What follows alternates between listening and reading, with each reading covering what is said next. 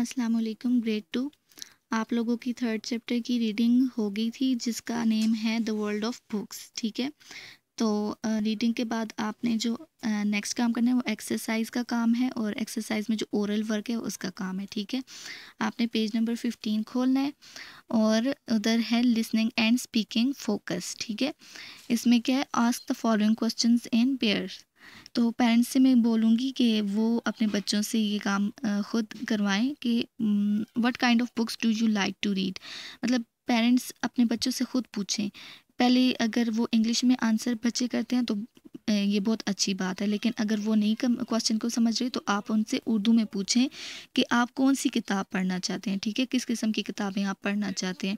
तो बच्चे जो भी आंसर करेंगे, ठीक है, वो फिर मुख्तलिफ़ तरह के आंसर करेंगे। तो फिर वही बात आप उनसे कहें कि मैं आपसे इंग्लिश में ये बात पूछता हूँ तो आपने इंग्लिश में अब इसका आंसर करना है। ठीक है, तो नेक्स्ट इसका दूसरा क्वेश्चन है, tell the name of any book you have read recently in the library और एट होम। फिर बच्चों से पूछें कि आपने कोई बुक मतलब रिसेंटली कुछ इसी थोड़ा अरसा पहले आपने कोई बुक पढ़ी है या नहीं, मतलब कोई पढ़ी है तो उसका नाम बता दें। ठीक है, पहले उर्दू में इसी तरह से पूछे, फिर इंग्लिश में पूछें, क्योंकि उनकी जो टॉकिंग स्किल है वो अच्छी हो। ठीक है, तो ये इसमें पेरेंट्स को काम करना पड़ेगा थोड़ा बहुत कि बच्चों को ये क्वेश्चंस आप खुद करेंगे। ठीक है, बच्चे आगे से आंसर करेंगे। तो पहला तो ये काम हो गया।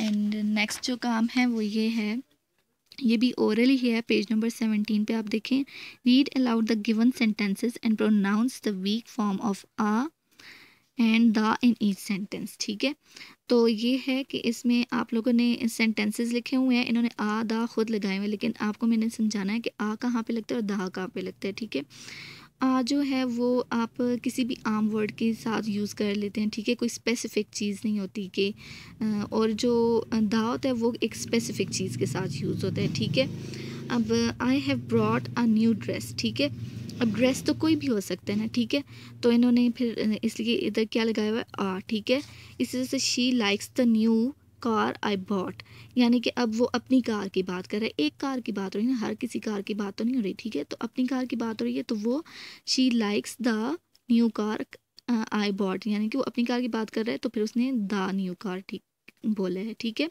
It was a beautiful day. अब डे भी कोई भी हो सकता है, कोई भी ब्यूटीफुल डे हो सकता है, तो इसके पीछे क्या लगा है, आ। ठीक है, ये स्पेसिफिक नहीं है।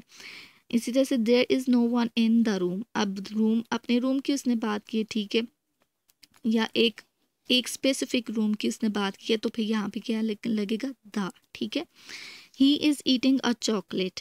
अब चॉकलेट भी कोई भी हो सकती है, दैट्स वाई पीछे आ लगा हुआ है। ठीक है, I am going to visit the new hotel.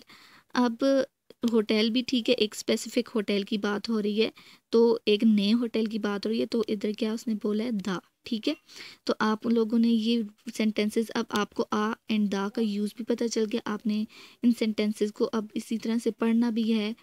कहीं से आपको अगर नहीं पढ़ना आ रहा तो आप उसकी स्पेलिंग करें, फिर आपको पढ़ना आ जाएगा। ठीक है, तो ये काम भी आपने करना है और पीछे वाला काम भी करना है कि क्वेश्चंस आपसे पूछेंगे, आपने उनके आंसर करने हैं और इसका भी ये करना है। ठीक है, तो आपकी प्रोनाउंसिएशन अच्छी होनी चाहिए। तो आज के लिए आपका इतना ही काम है। Thank you.